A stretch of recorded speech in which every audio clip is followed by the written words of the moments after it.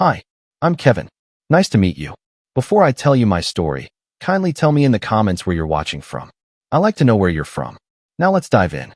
I never thought a lawyer's office could feel colder than a morgue, but that morning, it did. The blinds were half closed, slicing sunlight into the room like a broken barcode. My sisters, Hannah and Claire, sat opposite me, shifting in their seats, pretending not to look at me. The estate attorney, a pale man with wire-rimmed glasses, slid a thick envelope toward me. "Your father's will," he said, as if the words didn't weigh 100 pounds. I took it, my fingers already clammy.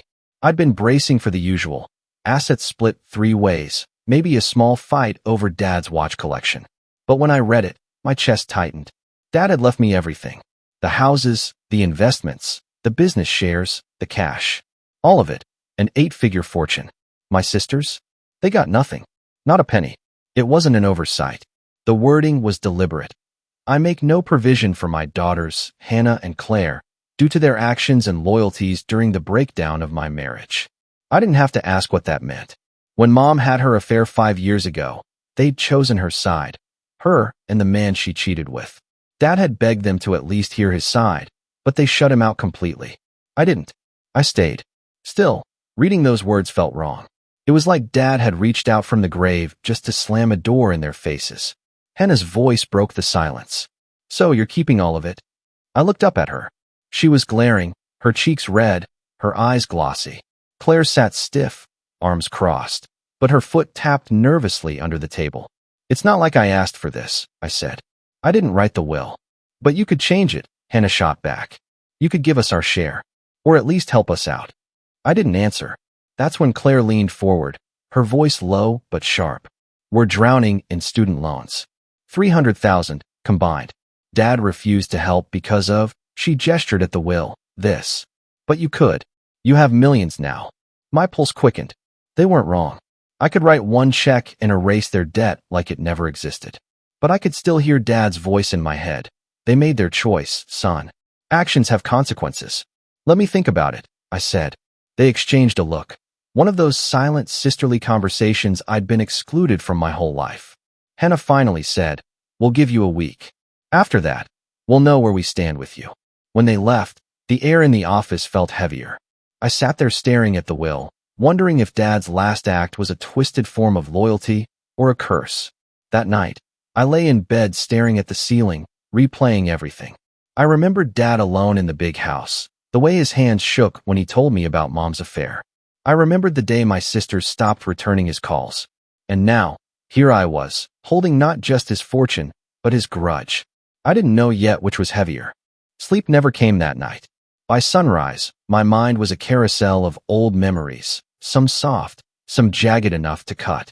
I got up, made coffee, and wandered through the house Dad had left me.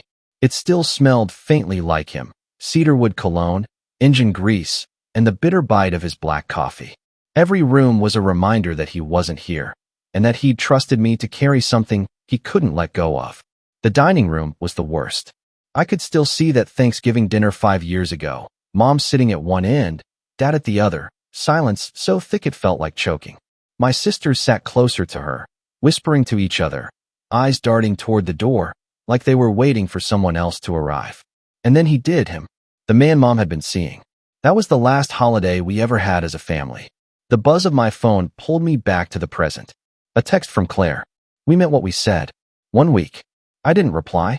Instead, I called my father's old business partner, Michael, someone I trusted to be blunt. He picked up on the second ring. "I heard about the will," he said without me even saying hello. "Of course you did. You know why he did it, right?" "I think I do," I said. "But it still feels extreme." Michael sighed. "Your father was a proud man, loyal to a fault. When they walked away from him during the divorce, he saw it as betrayal. And betrayal, to him, was permanent." I leaned against the kitchen counter, rubbing my forehead. "They're asking me to pay off their student loans. $300,000. And you're torn. Wouldn't you be?" I said. "It's not just about the money. It's, if I pay, am I undoing his final wishes? Or am I just being decent?" Michael was quiet for a moment. "The thing about final wishes is, they're final for the person who made them. You're still alive. You've got to decide what kind of man you want to be." His words stuck with me long after we hung up. That afternoon, Hannah showed up at my door without warning. She didn't even wait for me to invite her in, just walked straight to the living room like she owned the place. "You've had a couple of days," she said. "So?" I hesitated. "I'm still thinking." Her eyes narrowed. "Thinking? About what?" "Whether your sisters deserve to breathe without drowning in debt." I bit back the urge to remind her of the nights Dad sat here alone, drinking himself to sleep after she and Claire stopped returning his calls. "Instead," I said, "this isn't just about the money. It's about everything that happened before it." She scoffed.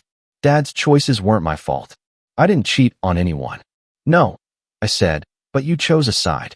You knew how much it crushed him, and you didn't care." Her jaw tightened. "Maybe we didn't care because we were tired of his bitterness. Maybe we wanted to be around someone who actually seemed happy for once." Her words hit like a slap. I couldn't tell if she was defending herself or Mom's affair. She stood, grabbed her purse, and said, "You've got 5 days left." When the door shut, the house felt too quiet. I sat there in the stillness, realizing that no matter what choice I made, someone was going to see me as the villain. 5 days left. That's what I kept hearing in my head, like a countdown I couldn't stop. I spent the next morning in Dad's study, a room I hadn't touched since the funeral. The blinds were still drawn, dust drifting in thin beams of light. His desk was exactly how he'd left it. Ledger books stacked neatly, pins aligned with military precision, and a small locked drawer I'd never had the key for. But I had the estate now, which meant I had every key. Inside, I found a folder labeled personal. The first page stopped me cold. It was a letter, dated the week after Mom moved out. "If you're reading this, it means I'm gone, and you're sorting through the mess I left. I didn't cut your sisters out of my will because of the divorce alone. I did it because they made their choice knowing the truth. The truth. Dad's truth." The letter went on, describing how he'd caught Mom in her affair months before anyone knew, how he'd begged her to stop, and how, when she refused, he told Hannah and Claire everything. According to him, they didn't just ignore it, they invited the man over. More than once. I sat back, letter trembling in my hands. If that was true, then it wasn't just betrayal. It was humiliation. Still, a part of me wondered, was Dad's version the whole story? Or just the one he could live with? I put the letter back, locked the drawer, and tried to focus on work, but my mind kept circling back to it. That night, Claire called. Her voice was softer than Hannah's, almost apologetic. "Can we talk? Just us." I agreed, and we met at a small diner on the edge of town. She stirred her coffee for a long time before speaking. "I know Hannah came to see you. I don't want to fight like that. I want you to understand." "Understand what?" I asked. "That we didn't pick Mom because we hated Dad. We picked her because we didn't want to live in that house anymore.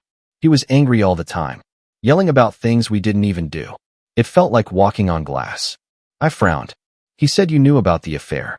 That you," I hesitated, "welcomed the guy over."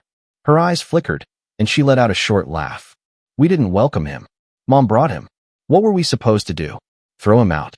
We were barely in college. So you stayed quiet." She met my gaze. "We stayed out of it. Or at least tried to." She took a sip of coffee, then added, "Dad was hurt, and I get that. But punishing us for his marriage falling apart? That wasn't fair." Her words were steady, but there was a catch in them, like she still carried guilt she didn't want to name. When we left the diner, she hugged me. It was awkward, lingering. "Just think about it," she said. On the drive home, the rain started. Heavy, fast, almost blinding. It matched the noise in my head. The letter in the drawer, Claire's version, the truth somewhere in between. 5 days left, and I still didn't know if helping them would be betraying Dad or finally breaking the cycle he'd started. By the next morning, I realized something unsettling. I wasn't just deciding about money anymore. I was deciding whose version of the past I believed. I spent hours pacing the study, staring at Dad's letter in that locked drawer like it might rewrite itself if I looked long enough. His words had the sharp edges of someone who'd been deeply wronged. But Claire's voice from last night, steady, a little wounded, made me wonder if his truth had been sharpened into a weapon. In the middle of this mental tug-of-war, Hannah called again. I didn't answer. She called 2 more times before sending a text. "If you don't pick up, we'll take this public." I stared at it for a long time. Public, meaning social media, mutual friends, maybe even a messy article somewhere. The kind of thing you can't unhear, unsee, or untell. I called her back. Don't threaten me, Hannah. It's not a threat, she said flatly. It's reality. People should know how selfish you're being. Sitting on millions while your own family sinks. I'm not sitting on anything, I snapped. I'm trying to make sense of all of this. Dad didn't just write you out of the will. He had reasons. Her laugh was bitter. Yeah, I know his reasons. He thought loyalty meant worshiping him. And if you didn't, you were dead to him. You sided with Mom's affair partner. I shot back. We sided with Mom, she said sharply. Because she wasn't screaming at us every night. Because she didn't make us feel like criminals for existing. I froze. There was an ache in her voice I'd never heard before. Something raw, unpolished. Hannah, why didn't you say any of this before? Because you were too busy playing the good son to hear it, she said, and hung up. The rest of the day, I couldn't focus on anything. Every conversation from the past week ran through my head. Dad's letter, Claire's coffee shop confession, Hannah's accusation. 3 versions of the same story, each one cutting into the other until I couldn't tell what was true anymore. That night, I drove to the cemetery. It wasn't planned. I just ended up there. The air was cold, the grass wet under my shoes.